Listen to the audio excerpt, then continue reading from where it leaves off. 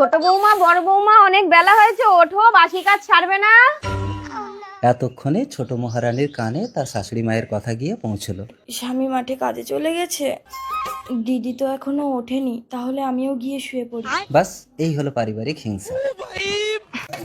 ও বড় বৌমা, ওঠো গো, অনেক বেলা হয়েছে, তোমার শ্বশুর এসে খাবে। এবার জেগেছে বড় মহারানী। স্বামী মাঠে কাজে চলে গেছে, ও বাবা, এত বেলা হয়ে গেছে আর আমি ঘুমাচ্ছি। তারপর ঢুলু ঢুলু চোখে টলতে টলতে এসে যেই দেখলো ছোট বউ ঘুমোচ্ছে, বাস ছোট তো এখনো ওঠেনি, তাহলে যাই আমিও গিয়ে শুয়ে পড়ি। ততক্ষণে শাশুড়ি মায়ের সব কাজ সারা হয়ে গেল। কি ব্যাপারে, এত বেলা হয়েছে এখন পান্তা নিয়ে যাচ্ছ? আর তুমি পান্তা নিয়ে যাচ্ছ কেন? বৌমারা কোথায়? ছেলেরা মাঠে কাজ করছে, রেগে যাচ্ছে। থামো না, ওরা বাচ্চা মানুষ, ঘুমোচ্ছে। ঘুমোচ্ছে? এখন বেলা 10টা বাজে, এখনো ঘুমোচ্ছে? বড় বৌমা, ছোট বৌমা, হ্যাঁ বাবা।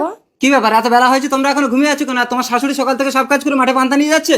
এত কুড়ে মেয়ে আমি বাপের জন্মে দেখি। তুমি ওঠোনি কেন? তুমি উঠলে আমি ঠিক উঠে যেতাম। ওই তো, ওই হিংসার জন্যই তো তোমার গায়ে লাগে। চুপ কর মোটি। এই দাঁড়া দাঁড়া দাঁড়া, তোমরা তাহলে ও ওঠেনি বলে তুমি ওঠেনি, আর তুমি ওঠেনি বলে ও ওঠেনি, এই রেছারেছি চলছে বাড়িতে? শোনো, কাল থেকে যে লেট করে উঠবে তার সারাদিন খাওয়া বন্ধ, একটা কথা বলে দিলাম।